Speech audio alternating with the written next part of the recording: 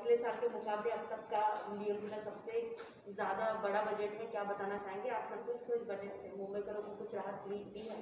ये जो बजट पेश हुआ है महानगर पालिका की तरफ से, ये बजट मुंबई के लिए कोई नई या खुश होने वाली बजट नहीं है। ये बजट जो है आंकड़े बढ़ गया है, लेकिन जो काम होना चाहिए, खास करके मुंबई के लिए जो इंक्लूसिव बजट होना चाहिए, ये इंक्लूसिव बजट नहीं है। ये निराशा वाली बजट है। खास करके जो 33,000 करोड़ से जो उन्होंने 40,000 करोड़ तक ये बजट जो बढ़ाई गई है, लेकिन यहाँ पर जो रेवेन्यू इनकम महानगर पालिका का होना चाहिए, पिछले साल 28,000 करोड़ का था, वो सिर्फ 10,000 करोड़ रुपया आया। उस 10,000 करोड़ में 9,000 करोड़ जो है जीएसटी के माध्यम से आया। तो पैसा कहाँ से आएगा? मुझे लगता है कि मुंबई कर को एक सपना दिखाने का काम यहाँ पर महानगर पालिका की तरफ से हुआ है। कोई नया प्रकल्प या मुंबई कर के लिए कोई नया चीज यहाँ पर इस बजट में दिखाई नहीं दे रहा है। और सर, स्कूलों का नाम बदलने को लेकर, मतलब अभी पब्लिक स्कूल कहा जाएगा, क्या नाम बदलकर दर्जा सुधरता है स्कूल का? देखिए, महानगर पालिका का जो स्कूल्स है वो 4,300 स्कूल्स है मुंबई में। उनका नाम कहीं ना कहीं होना ही चाहिए, हर स्कूल का नाम होना चाहिए। जैसे प्राइवेट स्कूलों का नाम है, ये मुझे लगता है एक पॉजिटिव स्टेप है। क्योंकि क्या होता है, महानगर पालिका का स्कूल जो होता है वो सिर्फ नंबर से जाना जाता है, लेकिन नाम से नहीं जाना जाता है। जब नाम दिया जाएगा तो मुझे लगता है कि एक लोगों में, उस एरिया के लोगों को एक उत्साह होगी।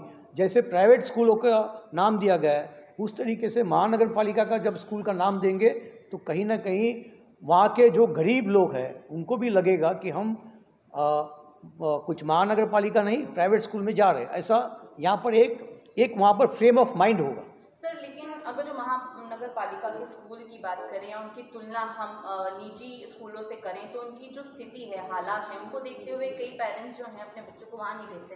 तो क्या आपको लगता है कि नाम के साथ साथ उनके हालात, सुविधा और बेहतर फैसिलिटी देने से जो है और फ़ायदा हो सकता है महापालिका को, जिस पर काम करना चाहिए, जो नहीं है ज़मीनी स्तर पर? देखिए, आपने जो कहा है वो सही है। महानगर पालिका खर्चा करती है, लेकिन वो जो स्तर है वो स्तर आज तक प्राइवेट लेवल में लेके नहीं आ रहे। लेकिन कहीं भी आपने देखा है कि जो नए स्कूल, आप प्रतीक्षा नगर में आइए, जहाँ पर आप देखेंगे एक एमपीएस के मार्फत जो नया स्कूल खोला गया है, वो ऐसा जो स्कूल खोला गया है जो दिखने में भी प्राइवेट लगते हैं।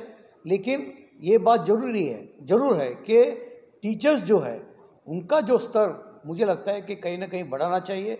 जब महानगर पालिका 4,000 करोड़ एजुकेशन में खर्चा करती है, लेकिन बच्चों का स्तर और टीचर का स्तर आप जब तक बढ़ाएंगे नहीं, मुझे लगता है कि ये जो पैसा जो खर्च हो रहा है वो उसमें कहीं ना कहीं पैसा सही तरीके से खर्च नहीं होगा। सर, ये इस बजट में हमने देखा है काफ़ी एम्फेसिस दिया गया है इंफ्रास्ट्रक्चर पे, हेल्थ से ज़्यादा इंफ्रास्ट्रक्चर पे ज़्यादा एम्फेसिस दिया गया है। तो क्या ये आपको लगता है कि ये बस इलेक्शन के पहले वाला ऐसा बजट बनाया है, चुनावी बजट? नहीं, देखिए, ऐसा है कि ये जो इंफ्रास्ट्रक्चर जो दिया गया है ये सब कैरी फॉरवर्ड है, कोई नया नहीं। आप कोस्टल रोड को देखेंगे, कोस्टल रोड तो किसी का ड्रीम प्रोजेक्ट है, जहाँ सत्ते में बैठे हैं उनका ड्रीम प्रोजेक्ट है, तो इसके लिए सबसे ज़्यादा पैसा कोस्टल रोड को दिया गया। दूसरा है गोरेगांव मुलुंग लिंक रोड, वो कई 2-3 साल से चल रहा है। तो कहीं ना कहीं, और ये आपके एसटीपी तो अजय मेहता साहब ने उसका पूरा बना कर गए थे और बोले थे कि एसटीपी आएंगे। अब आप आगे 3 साल का बजट में देखिए, ये सब जो भी प्रोजेक्ट की बात कर रहे हैं सब 3 साल से आ रहा है, तो कोई नया नहीं है। लेकिन हमें क्या चाहिए कि जब आप एक प्रोजेक्ट लेके आ रहे हैं, उसको इम्प्लीमेंटेशन और उसको एंड कहीं ना कहीं होना चाहिए, ऐसा मैं समझता हूँ। लेकिन कहीं ना कहीं ज़्यादा ब्यूटिफिकेशन की बात हो रही है, कहीं ना कहीं फ्लाईओवर्स हो या कम्युनिटी टॉयलेट्स बनाने की बात हो, तो ये सारी चीज़ें पे भी ज़्यादा ध्यान दिया गया है, इट्स अ गुड थिंग।